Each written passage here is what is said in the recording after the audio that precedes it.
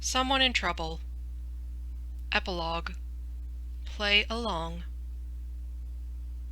All of the kids were out on the sports field in full force.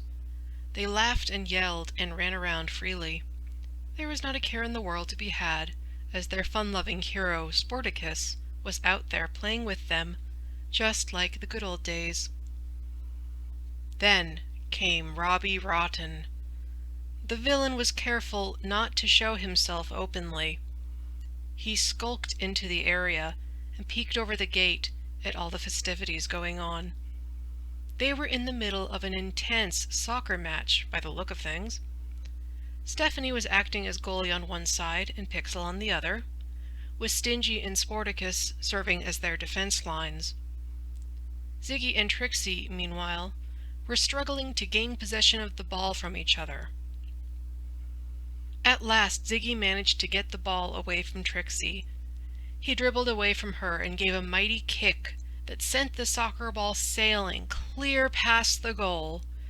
It soared through the air on a direct course for Robbie's hiding spot.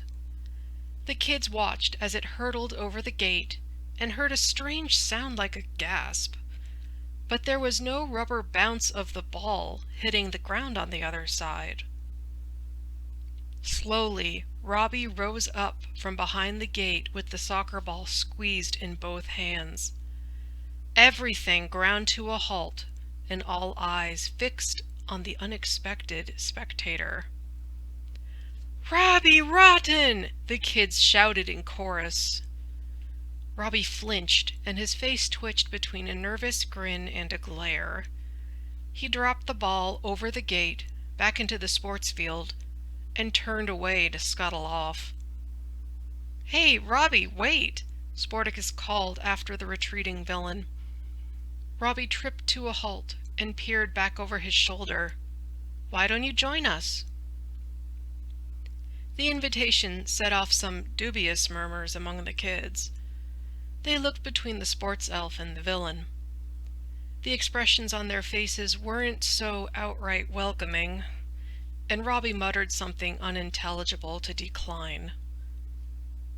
"You can be on my team, Robbie," Ziggy suddenly piped up an offer. "Yeah, that's fair," Trixie said.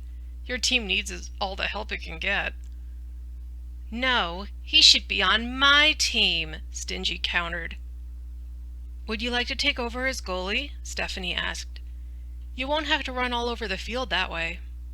"He can take my spot," Pixel said, pulling off his own goalie gloves. "I don't mind keeping score for the rest of the game as referee."